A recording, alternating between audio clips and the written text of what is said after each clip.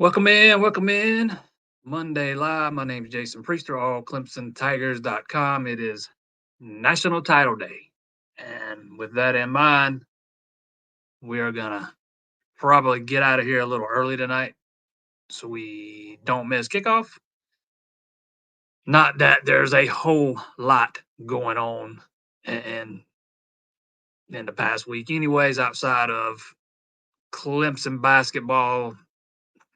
Just, you know what, man? That just gets torched in the second half down in Miami last week, and then just cannot buy a basket from the perimeter against North Carolina. If you go 1 for 18 from three, it's a miracle they didn't get run out of the building. Ian Shefflin had another monster game. Chase Hunter played pretty well despite going 0 for 4 from three. I thought he was more aggressive, attacking the basket more. They need more of that from him. But man, Joe Girard, probably his worst day shooting as since he's been at Clemson. I think I can't remember. I think he was 1 for 10 or something like that from the field, and he was 0 from three. The only three ball he got was from Chauncey Wiggins early in that second half.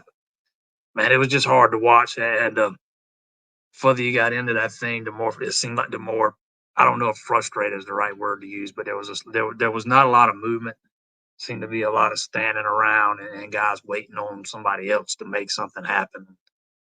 That's just that's not winning basketball. That's not the formula, man. A big game coming up Wednesday night on the road at Virginia Tech. Not the easiest of places, to go into and win. And Clemson needs a win in a bad way. Man, I think they've fallen down to their number 24 in the net right now, which it's not terrible or anything, but considering where they were going into the week, and it's not like these were quad four, quad three losses or anything, they both good losses if there is such a thing. But this is a team that you think is going to be able to hold serve at home for the most part. This is supposed to be a good team. Probably maybe one of Brownell's best, maybe even his best. And I'm even taking into account the Sweet 16 team, man. There's some talent on this team. There's some good basketball players. There's enough veteran leadership mixed in with some young guys. I like the makeup of the team. We'll see if they can bounce back. It's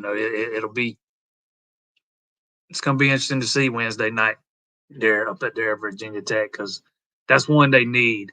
You don't want to get off to a 1-3 start in ACC play, man. That would just it'll be brutal, man. It'll be brutal. It'll put a lot of pressure on them, and but we'll see. We'll see what they can do. It's imperative they get a win up there Wednesday night. Name one pure 3-point shooter on this team. That's easy. Joe Girard. He's about the only one though. That was a very uncharacteristic performance from him Saturday, going 0 from three. Chase Hunter, he's not a pure shooter. He's streaky. That's why I say I'd like to see him be more aggressive. I thought he played all right Saturday. Didn't think he settled for the outside shot the way he tends to, other times. Thought he did a lot of attacking. I thought he was aggressive. I prefer to see him, trying to attack the rim rather than hanging around on the perimeter. Um, you know, and a lot of times that's what he does. He hangs around out on the perimeter, and he's streaky. And he's been ice cold for a while. When he gets hot, he's hot. But man, he when he gets cold, he's cold, and he is cold right now.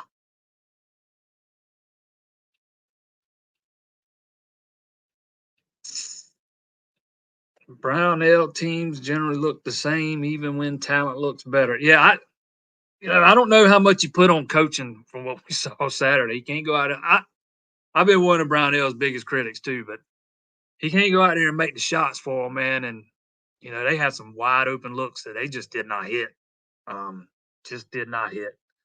And then I thought maybe frustration started to settle in there, over the last few minutes of that game. And I thought PJ Hall got out muscled by Baycott. Baycott's bigger, he's stronger, he's more physical, and I just thought PJ Hall got out physical. they wanted to get him the ball lower on the blocks, and he just wasn't able to get down there. Do think this is a big season for Brownell, though. I think they've got to make the tournament. I didn't think that last year, and obviously it played out that way, despite what everybody else thought. Everybody else thought it was a tournament or bust last season. I didn't think that, but and they didn't make the tournament, and he's still here. But I do think he needs to make it this year.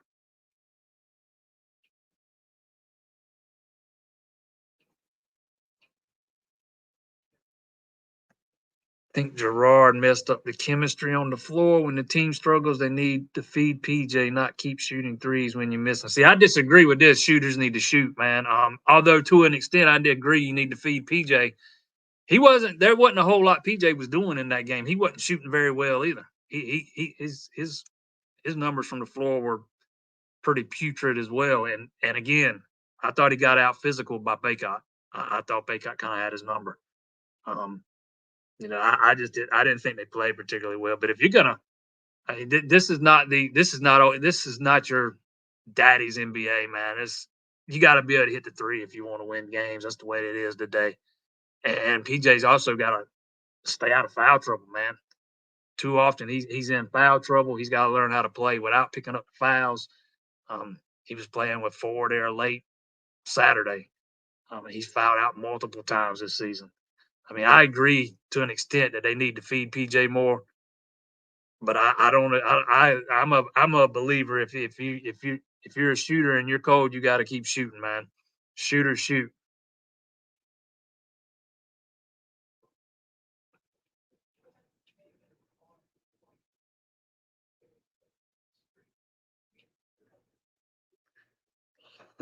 Yeah, I see a lot of TJ Moore comments over here. Start with this one then. Should we be worried about Jonte Gilbert visiting USC Junior this weekend? Gilbert's recruitment's not over by any stretch, man. I think there's been some crystal balls entered for him, but sometimes those things get entered prematurely, and I think this one was. I still think Clemson's in a really solid shape, but I certainly wouldn't call it over by any stretch.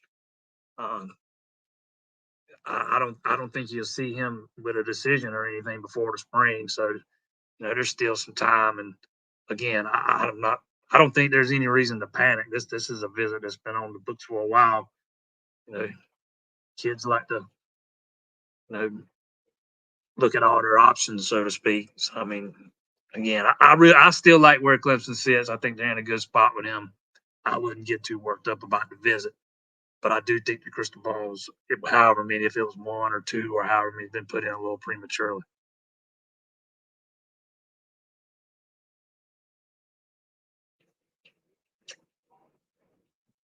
Yes, TJ Moore proved how criminally underrated he is. I went and looked at his recruiting rankings last night, and I don't pay much attention to those things, but man, I think there was only one service that's got him ranked in the top 50, and one has him outside the top 250 or outside, maybe it was 240. I can't remember, just inside the top 250. I think Rivals has him just inside the top 250, but he's probably going to get a big bump in their last update. But man, that's hard to believe.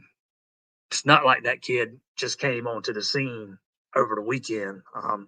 He did what he's been doing all season. He had over 1,200 receiving yards as a senior, averaged 25.7 yards per catch or something like that. It was over 25 yards, and I think it was 12 touchdowns.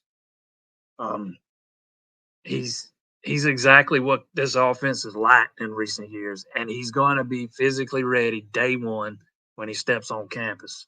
Even though he's not an early enrollee, I think he measured in at 6'3", 195 pounds at the All American Bowl last week. So, compared to Wesco, I think he's 175. He's going to need a little bit of bulk.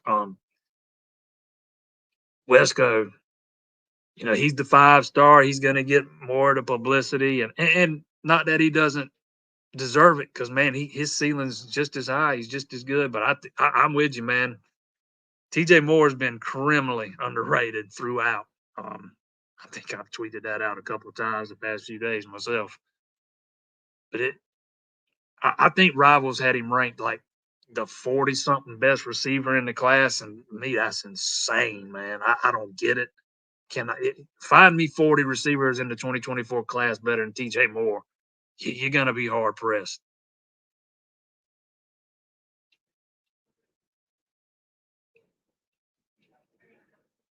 Who's more explosive, Wesco or more? Man, I don't know. Wesco's probably got a little bit more top end speed, but you're starting to nitpick here when you're looking for who's more explosive. They're both explosive. They both can run. They both got legit speed. Um, more Moore is an extremely polished route runner, man. His hands are just scroll Twitter and look at the one-handed catches he was making in those warm-ups and in that game the other day, and some of the one-handed catches he's made throughout the season. He is a highlight reel. But they're both extremely explosive. I think he have 11 catches, 180 yards, and 2 touchdowns in that game. I know Wesco didn't do much in the All-Star game he played in last week in Orlando, but he also didn't get the quarterback play that TJ Moore got Saturday.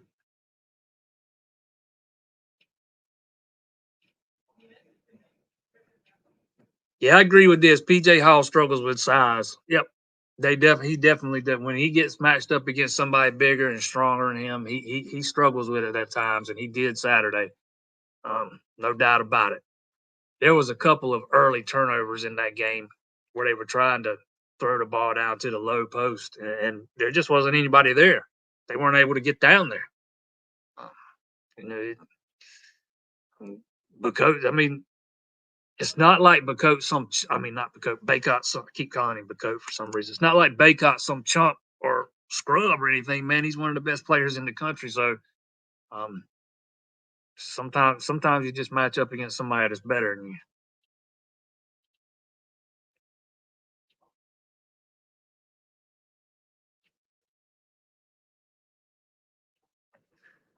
No, you cannot expect to win shooting 1 of 18 from three. Absolutely not.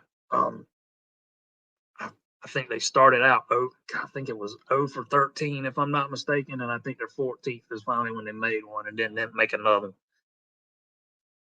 And at home, and that comes on the heels of Miami shooting 75% against them in the second half in that game last week. It's just, man, it was brutal, absolutely brutal, man. They got to win this Wednesday, otherwise you get in a 1-3 hole in ACC play. That. I'm not saying that their tournament hopes are over anything, but man, when you start talking about seeding in the ACC tournament stuff, you digging yourself a hole, big time.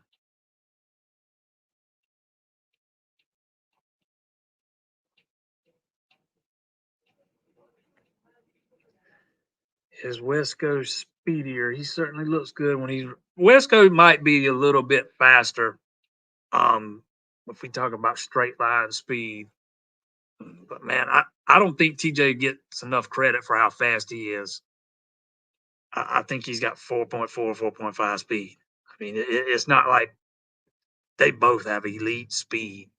They can both run, and they both get in and out of their breaks. TJ might be more. I might actually be the more polished route runner at this point in their careers. Might be a little more polished in that regard. Um, Definitely think he's a little bit more physically ready. But I think both of them's going to make impacts next year. I don't care that TJ Moore doesn't get here until the summer. That guy's going to be too good to keep off the field. Um, uh, I think those two guys coming in played a part in Bo Collins leaving. I'm not saying it's the only reason, but it played a part. And I think both those guys, can help Clemson with their lack of explosiveness, you know, and they have absolutely struggled in that regard.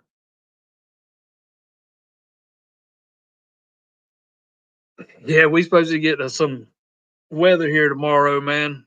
I think 50 mile an hour winds. It is what it is. And this weird thing is, I don't think we're supposed to get that much rain. Just a lot of wind, maybe 1 to 2 inches of rain.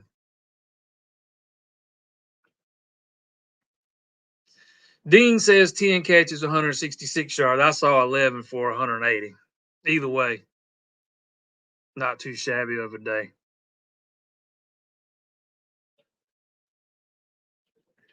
If Betancourt proves to be ready to be number 2 or even number 1 sometime in this season, what are the chances Brennystool becomes Clemson's version of Johnny Wilson and lines up wide receiver blocking is his issue? Yeah, I agree with that last part. I think it's asking a lot for Betancourt to come in here and start as a freshman, though. There's a lot that goes into playing tight end, and it's a lot to learn. He's not an early enrollee, if I'm remembering right. It'd be a whole lot to learn in a short amount of time. I know you're asking whether he'd win it by the end of the season, but I don't know. I can't answer that one. I tend to think he'd be second or third on the depth chart next season. Um, wouldn't hurt my feelings if we saw West go out wide a little bit, maybe become see what if he could become something of a Johnny Wilson in that offense. Because I think he's Brennan Stool's got those kind of skills, and um, he's more of a pass catcher than a blocker, anyways. Wouldn't hurt me to see him try that out. Wouldn't hurt my feelings at all.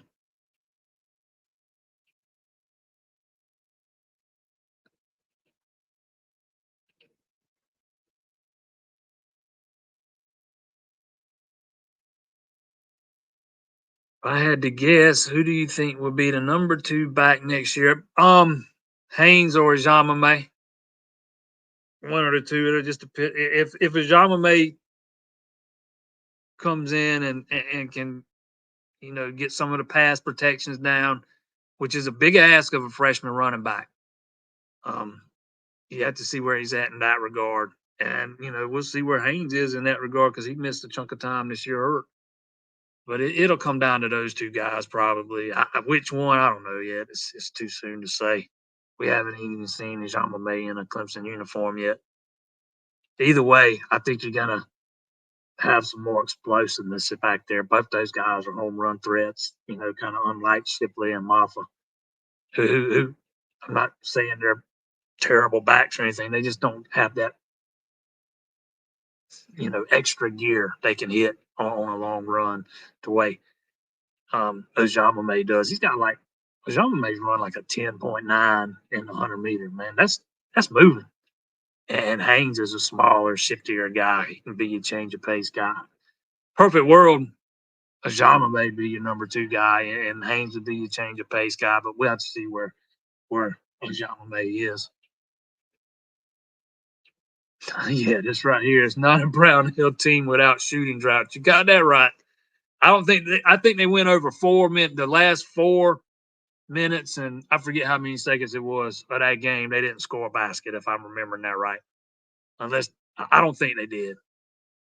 And North Carolina went on a 9-2 run. So they waited to the worst possible moment to have that scoring drought too.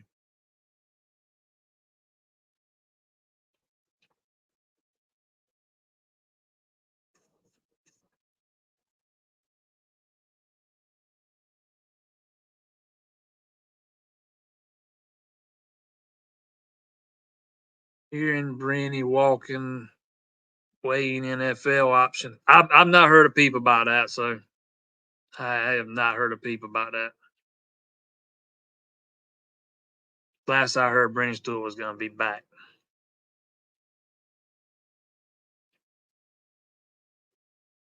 Don't see how Brenny Stewart would be desirable just yet as a tight end. And then, yeah, I can subscribe to that thinking, man. He's not as long and athletic as he is. He's not, the biggest guy. He's. I have a hard time seeing him being highly successful at the NFL level at his current size, and I don't know if he's a guy that can hold a whole bunch more weight. We'll see. Um, he he might be, once he gets to the next level, he might not be a tight end. We'll see how it works out.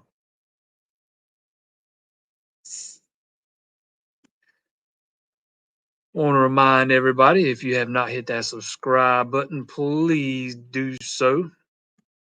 Hit that like button, hit that bell too, man. We would very, very much appreciate it. Prediction tonight. I am pulling for Washington. Make no mistake. I am pulling for Washington. I do not like to see cheaters win, and I think Jim Harbaugh is the epitome of a cheater. Now, having said that, that Michigan defense is really good. Um, really good.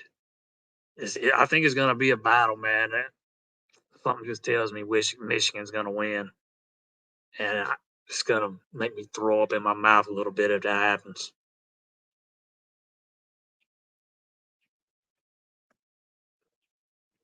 Thoughts on Ship entering the draft? Think it was all the scare in the bowl or David coming in and Moffa's progress this season?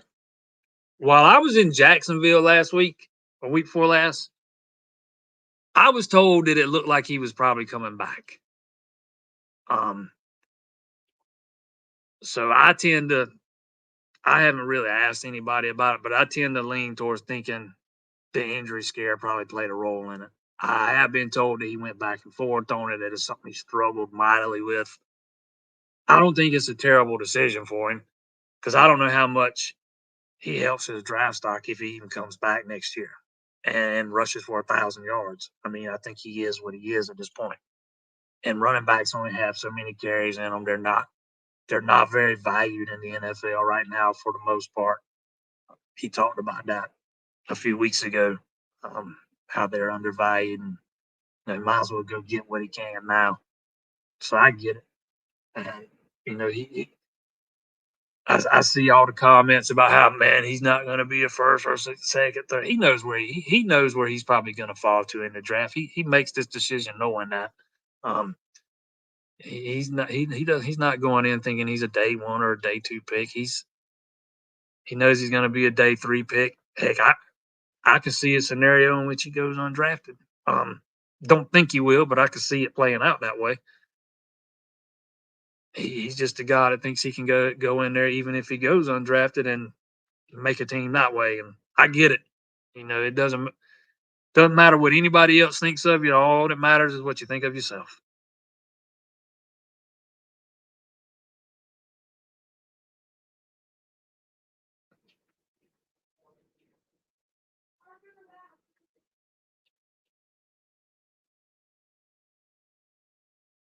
Heard Maffa was on the verge of going to Michigan. Any truth to that? I have not heard a peep about Maffa leaving. Nothing. I know Maffa was very close to leaving last year. I have not heard a peep about Maffa. I keep getting asked when Maffa going to make an announcement. I don't know that there's going to be an announcement because I don't think he's ever considered leaving. So yeah, I fully 100% expect Maffa to be back. The portal's closed for Clemson players right now. The portal closed on the second. I don't think they have. I don't think he's graduated, so I don't think he can enter the portal right now. So if he wanted it, if I'm getting that right, if he wanted to enter the portal now, he'd have to wait out spring. He has until the 15th, I think it is, to enter the draft if he wanted to go that route. But again, I've not heard a peep about Maffa leaving, not considering it, not anything.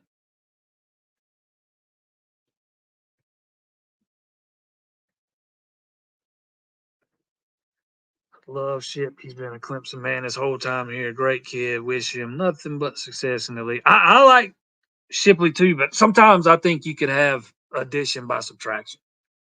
And I tend to think that could be what happens here. Nothing against Will Shipley. My only gripe about Will Shipley is I think he's too fiery sometimes, and it affects him on the field. He lets his emotions get in the way, and we saw it in the Gator Bowl. He might have been right, but we saw it in the Gator Bowl. We saw it in his little, back and forth with C.J. Spiller early in the season. There's been a couple of other things I've seen that he wears his emotions on his sleeve, and I think it affects the way he plays sometimes.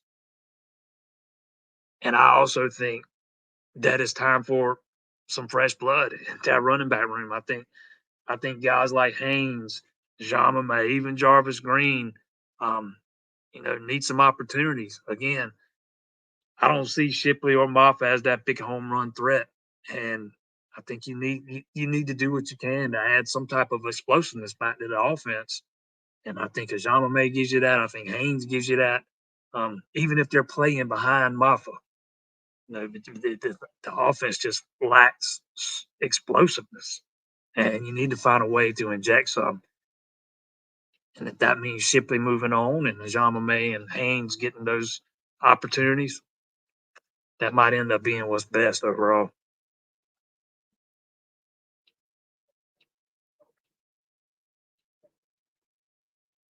What's your opinion on Jaden Lucas and Noble Johnson? Both have high recruiting pedigree and could be X factor contributors to other bigger names. Oh, I think Jaden Lucas has. I think he can be a stud. He's got to stay healthy, man. He struggled with health for his first 2 seasons. Now we've heard it said so many times: the best ability is availability, and he's just not been available. Um, he's on crutches right now. If he can, if he can get the ball to bounce his way and stay healthy, I think he can be really good. Anybody that's followed me know I talked Noble Johnson up a whole lot a year ago. I thought he had the potential to come in and help the team immediately. It was pretty apparent in the spring that was not going to be the case. He was just one of those guys that was going to need a year. Now, does that change my perception of him? No, I think he's still got a high ceiling. Don't think he's going to be like this dominant boundary receiver or anything, but I think he can be a really good complimentary guy that can contribute. Um, he's just a guy that needed a year.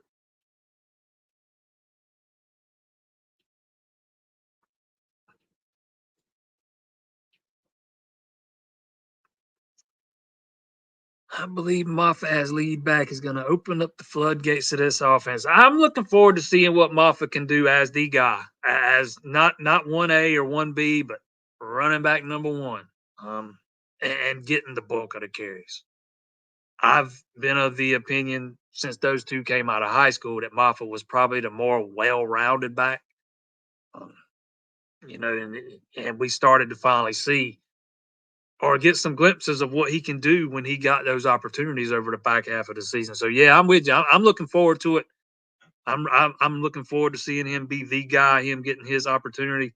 But I'm also looking forward to those guys, those some of those other guys, getting the backup carries or the carries that a number two would get, because I think they can bring something. The one thing that Moffa can bring, and again, that explosiveness. He does not have that extra gear he can hit on those long runs, um, and that's something Haynes and May can give you good in change of pace situations.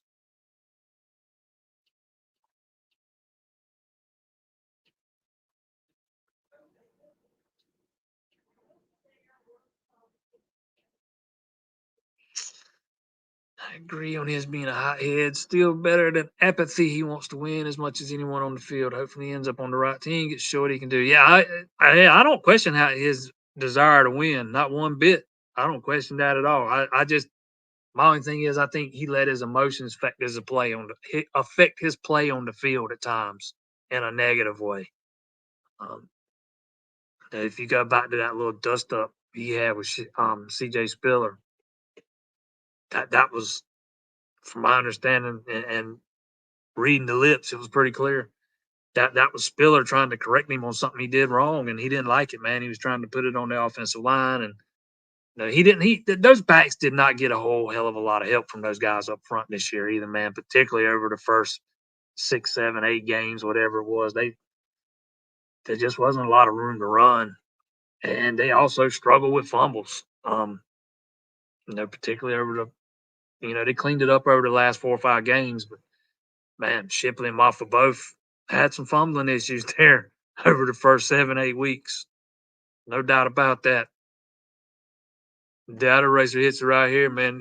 Another thing, Shipley was pretty good about running in the back of offensive linemen at times this year too.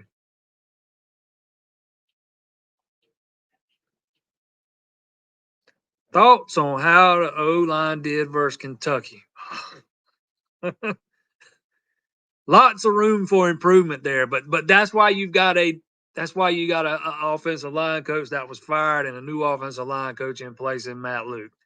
Um, when they needed some yards there in the fourth quarter, they got them. But I didn't think the offensive line play was all that great. I do think, you know, Klubnik makes them look a little bit worse sometimes than they really are in pass pro when he holds on to the ball a little bit long.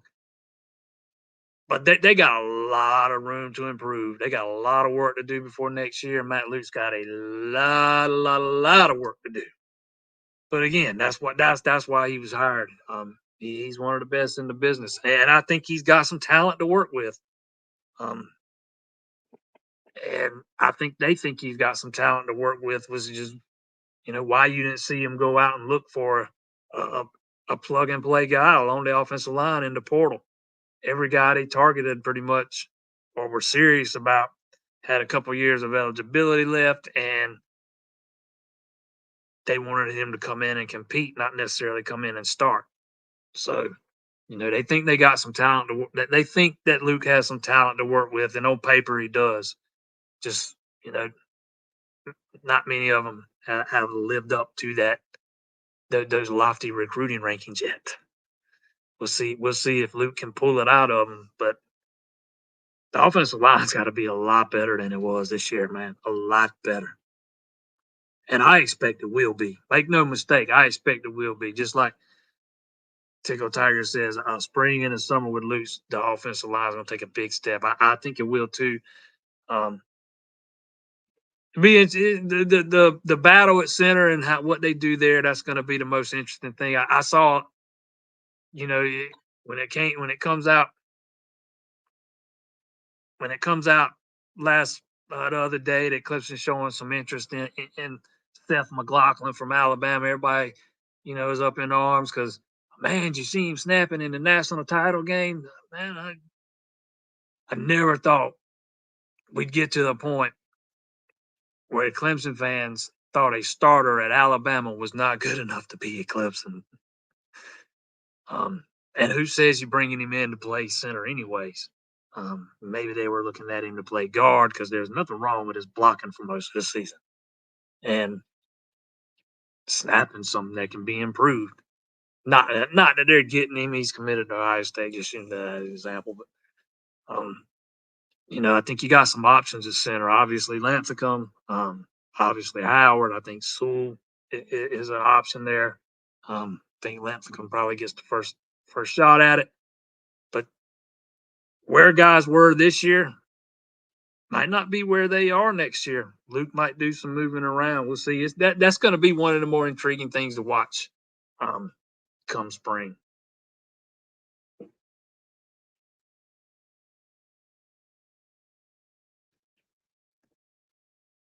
Heard anything about? Yeah, I don't know how. I think he's gonna. Lincecum, I think he's gonna be the guy that gets the first opportunity. He's been here a little while now. I think he's been there 3 years now. He's been patiently waiting his turn. He certainly looks the part. Um, there's a lot that goes into playing center, man. Got to know you got to be able to call out most of the protections and stuff, and we'll see. We'll see where he's at come spring.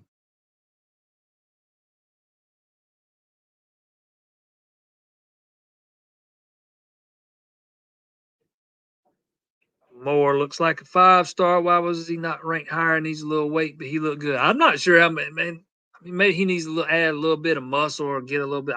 Man, he weighs 195 right now.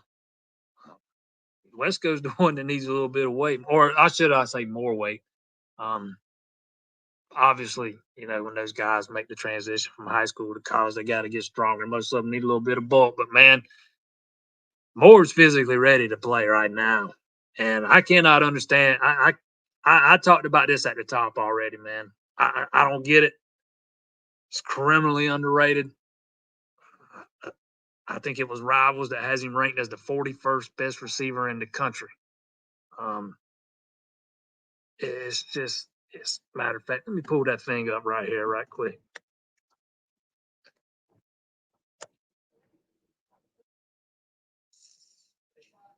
Yep. Rivals ranks him 242 overall, 41st among the wide receivers. 24/7 has him number 102, number 21 among wide receivers. ESPN at least has him inside the top 100 at 92. They got him number 17 among all receivers. And on three, who I'm not a big fan of their rankings most of the time. I think they probably hit it better than the other three. They've got him ranked 33 overall, eighth among all wide receivers, and eighth in the state of Florida. I see him as a top 10 player at that position and easily a top 50 guy. Kind of curious where he ends up in Rivals updated rankings because I generally like Rivals rankings for the most part, but I think they missed a boat on that one.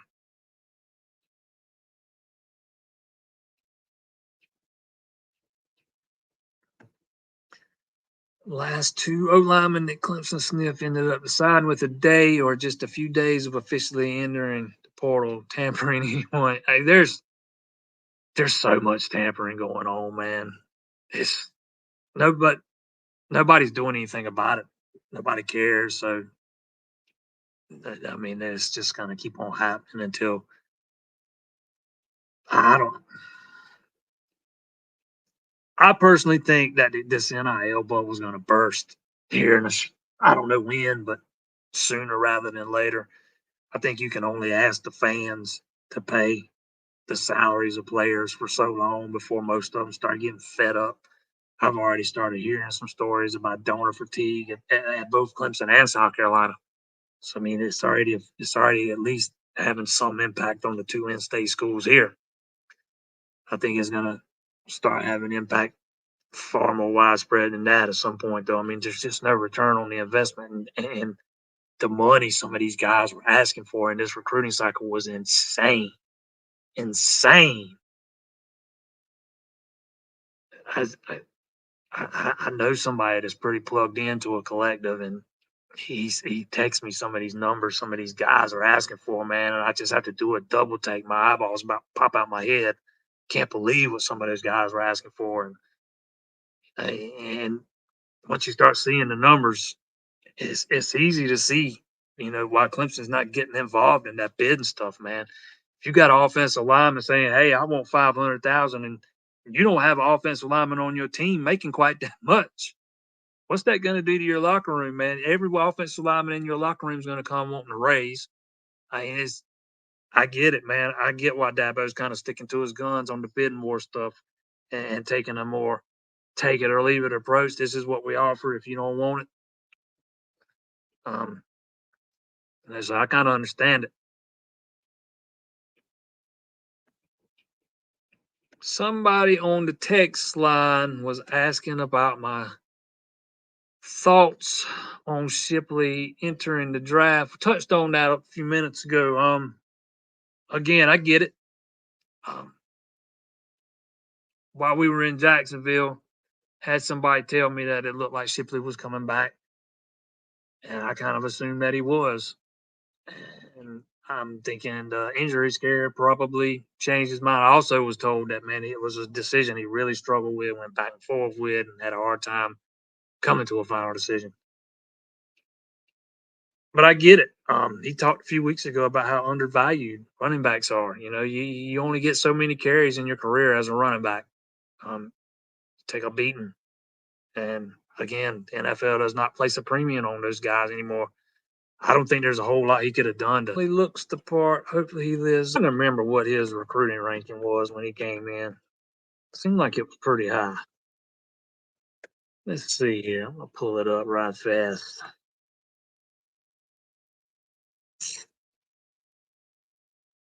He was ranked 245 by ESPN, the number 4 interior offensive lineman.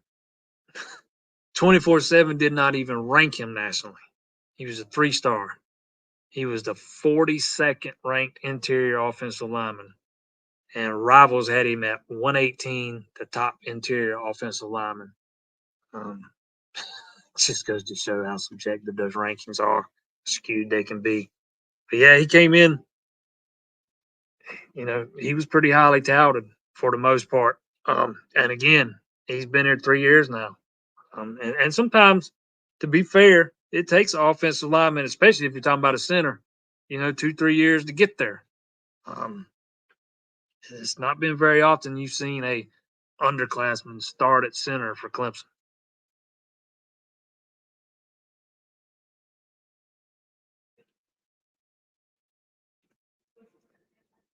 Also hoping for improvement in the offensive line just based on the fact Tate and Parks were out most of the year. That make no mistake, I don't think that gets talked about enough, man. Parks goes down pretty much before the season. I don't think he's we're watching him there in pregame warmup at Duke, and he's all he's all taped up. You could tell he wasn't 100%, and then he gets hurt again not long after that. I can't remember if it was the next game or the game after, but he pretty much missed the entire season. And then Tate goes out. You lose both starting guards, man, and you have to rely on Trent Howard and Mitchell Mays, and then a true freshman in Harris Sewell, who I think is going to be really good. I just think he got forced into playing a little bit before he was ready. Expecting him to take a big jump this year. I'm telling you, it would not shock me to see him win the starting job as center if he gets the opportunity. And I just think he's got that high of a ceiling. But yeah, I absolutely agree, man. When you lose two of your starters, it's going to have an impact. You know, on the flip side, though, it forced Sewell to have to do some growing up on the field. It got Howard a lot more experience than he had, and same thing for Mays, even though he transferred out. But now you got 7 guys that coming back with a lot of experience next year. You're starting 5 and add in Howard, add in Sewell, and we ain't even talking about the guy. I thought Thomas Austin killed it in his first recruiting class with Sewell and Ian Reed, and Reed's another guy that can play center. If he can, get back healthy. He's been dealing with some issues off the field, but Ian Reed and Zach Owens, and I thought he killed it with those 3 guys. So there's some talent in that room if they can get Pennington to fully commit, man, and get 100% bought in. I think he's got a high ceiling, and there's some talent to work with. And I think now you got the right guy in place to cultivate that talent.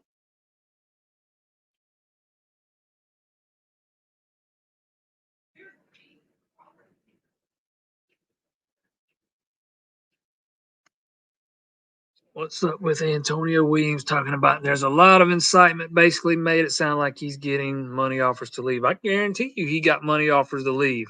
Guarantee it.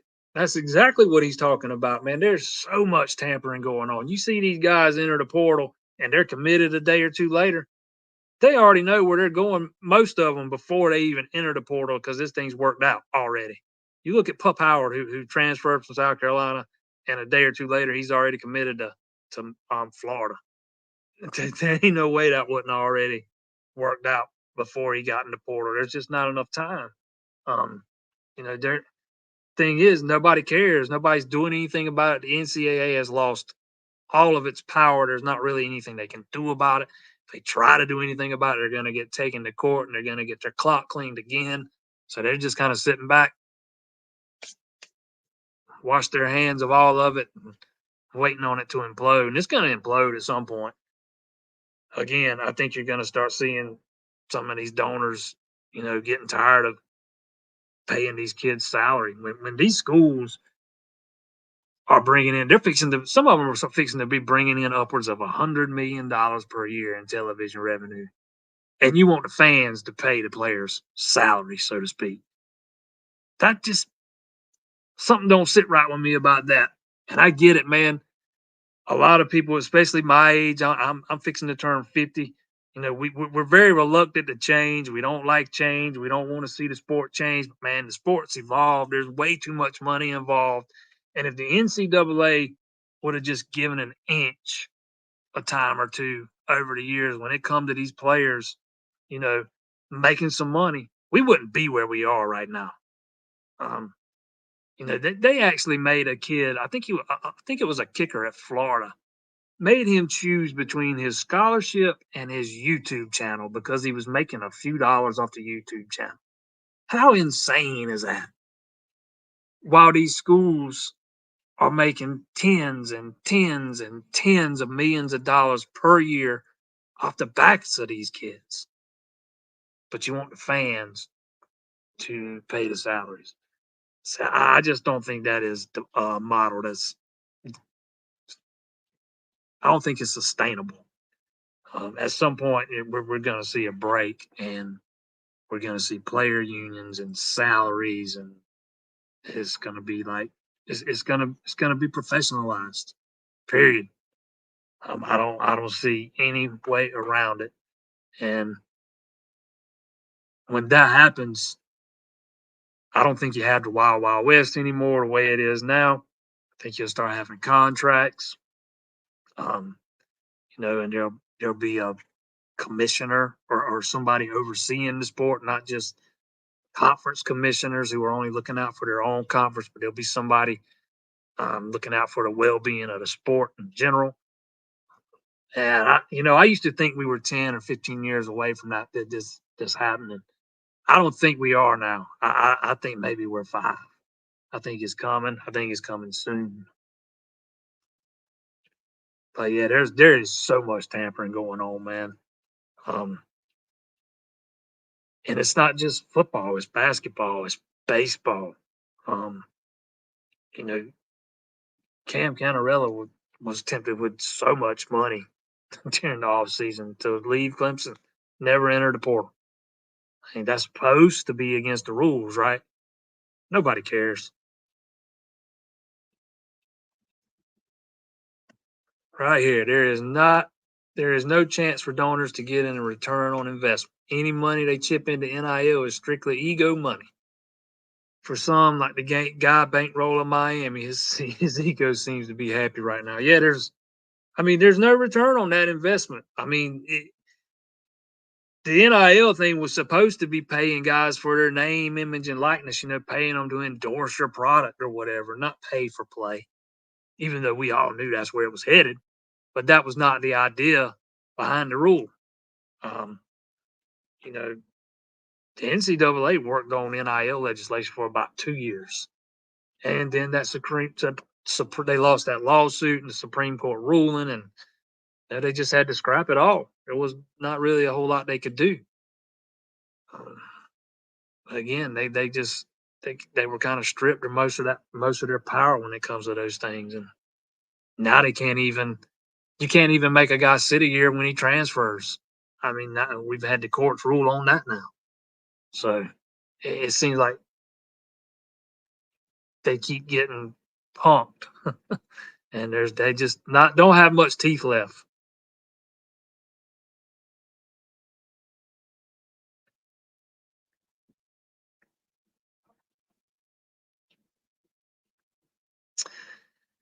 Read that athletic article, and they interview kids at the Under Armour All American game, and they drop crazy numbers: 300K a year, 500K a year to recruits. Yeah, absolutely. I know a running back that was asking for $85,000 a month. That's quarterback money. That's 900,000 a year.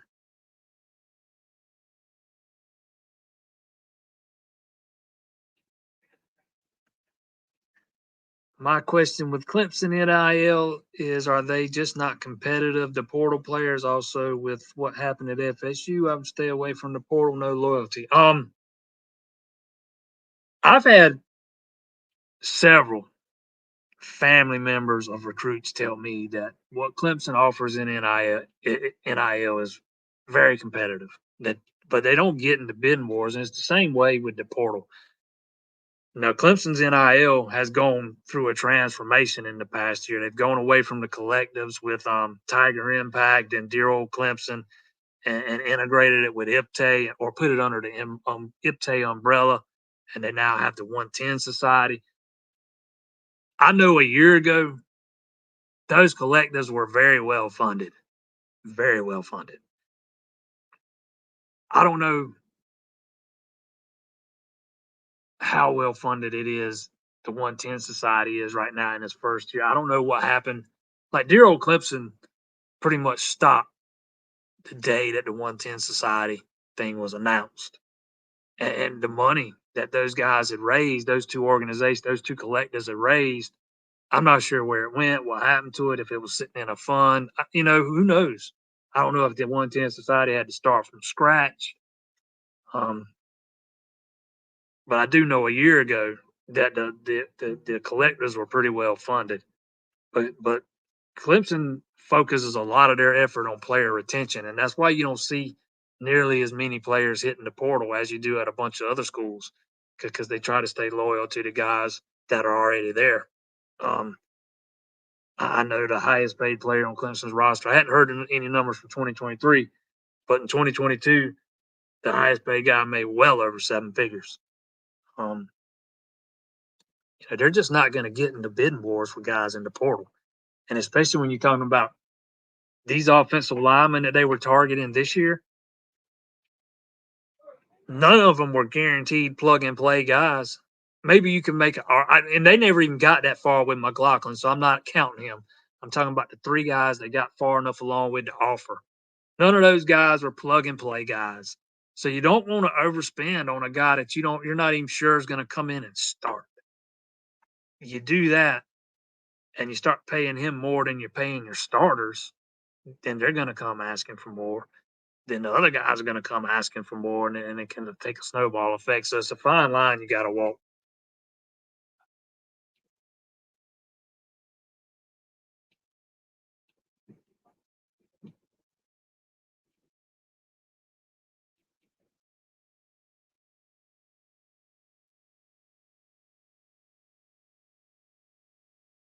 Clemson seems like one of the few schools that you can't gauge how good their NILs, current players, and recruits remain tight-lipped about. It does not get talked about a lot, no. Especially the specific numbers. And yeah, I think that's a good thing.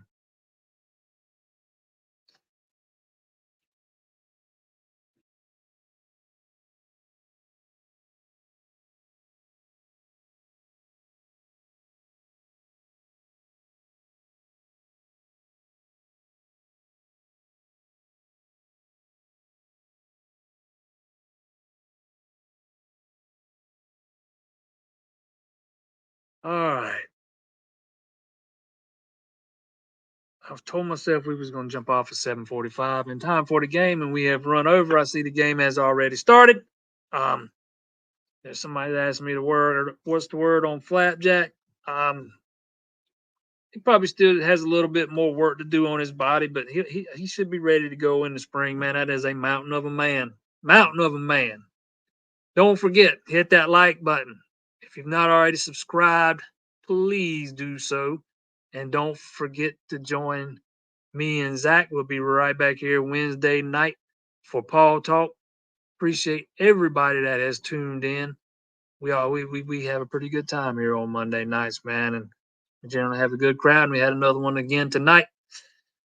See y'all again next Monday, same time, 7 p.m.